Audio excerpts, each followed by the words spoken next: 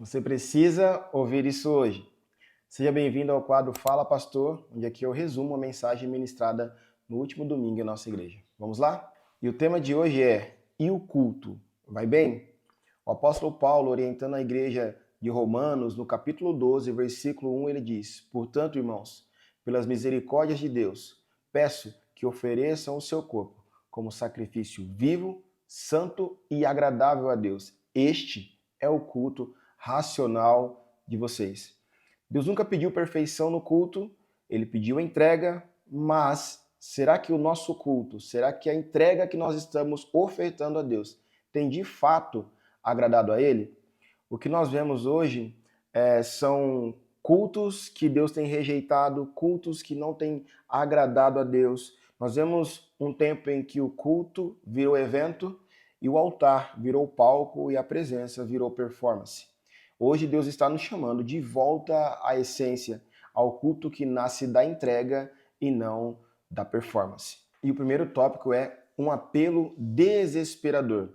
O apóstolo Paulo começa falando pelas misericórdias de Deus. Eu enxergo aqui o apelo de um pai espiritual por uma igreja que precisa entender aquilo que Deus de fato quer que ela ofereça como culto, que de fato agrade ao Senhor.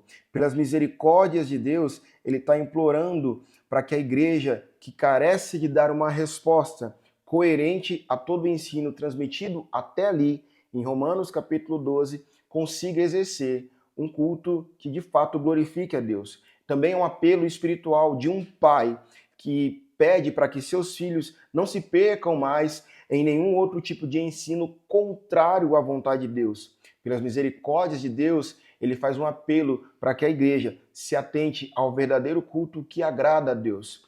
Em nossos dias, o mesmo apelo continua ecoando. Pelas misericórdias de Deus, igreja contemporânea, desperte. Afinal de contas, é isso que o apóstolo Paulo também orienta aos Efésios, no capítulo 5, versículo 14.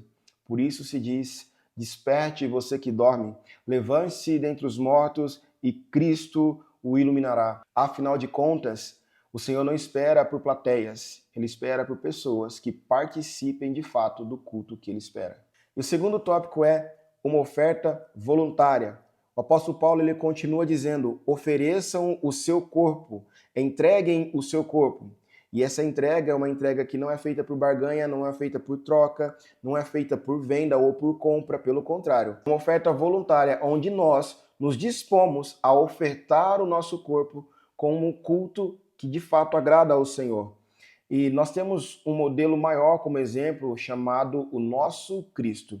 Em João capítulo 13, versículo 15, ele diz: Eu lhes dei o exemplo a ser seguido, façam como eu fiz a você. Ou seja, como Deus nos amou em Cristo, nós somos chamados também a dedicar a Ele o nosso corpo e a nossa mente como sinal de gratidão a todo o sacrifício de Jesus na cruz por nós. Paulo ainda nos exorta a entregar nosso corpo de maneira definitiva ao Senhor. Porque antes da conversão, nós entregávamos o nosso corpo ao pecado, mas agora ele deve ser um sacrifício vivo e morada do Espírito Santo de Deus.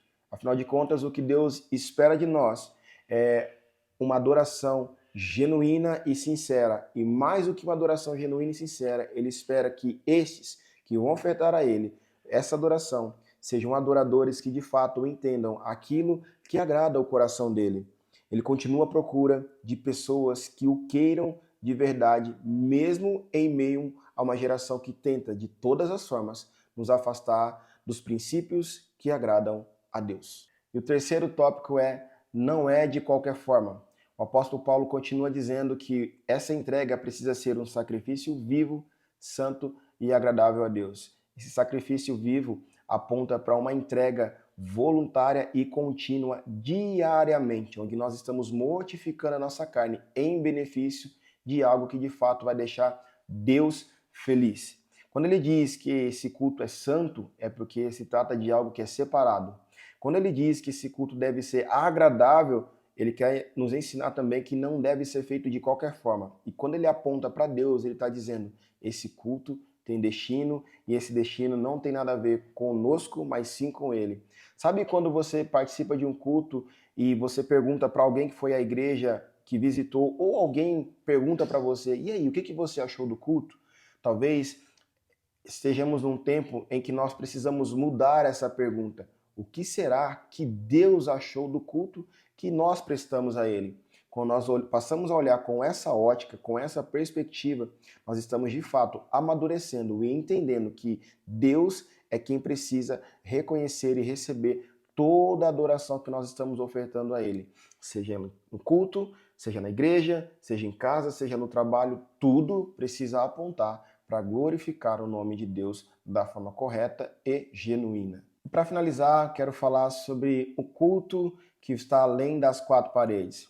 Nós pecamos em achar que o culto se resume apenas no ambiente religioso que nós estamos, chamado igreja. Porém, nós temos a oportunidade de cultuar a Deus, de celebrar a Deus a partir do momento que nós acordamos, estamos vivos, respiramos, né? Temos um alimento na nossa casa, temos saúde, temos vigor, temos uma família, temos um trabalho, temos disposição para ir trabalhar. Tudo isso aponta para culto a Deus, culto que agrada a Deus. Quando nós murmuramos, isso de fato está deixando o coração de Deus triste, mas quando nós celebramos, isso também faz com que o Senhor fique alegre, com que o Senhor entenda que nós estamos, apesar das adversidades, tentando, nos esforçando para entregar um culto que de fato o agrade. Então você pode cultuar a Deus, seja cantando, seja dirigindo, lavando louça, fazendo o seu trabalho, mas acima de tudo, separe um tempo exclusivo e prioritário para que você e Deus tenham uma demanda de tempo solitária, sozinhos,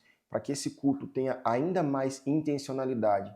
Não separe a menor parte do seu dia, separe a melhor parte do seu dia e dedique a ele de forma proposital e intencional. Eu tenho certeza de que Deus vai se agradar desse culto que você está entregando a ele. Afinal de contas, como o Salmo 19:1 diz, os céus já proclamam a glória de Deus e o firmamento demonstra a habilidade das suas mãos. O que cabe a nós é nos juntarmos a esta proclamação da glória de Deus e entregarmos ao Senhor um culto que ele se agrada. Missão concluída e agora é a sua parte nessa missão. Curte, comente, compartilhe, ative o sininho, se inscreva no canal e fique por dentro dos próximos vídeos. Nós te esperamos.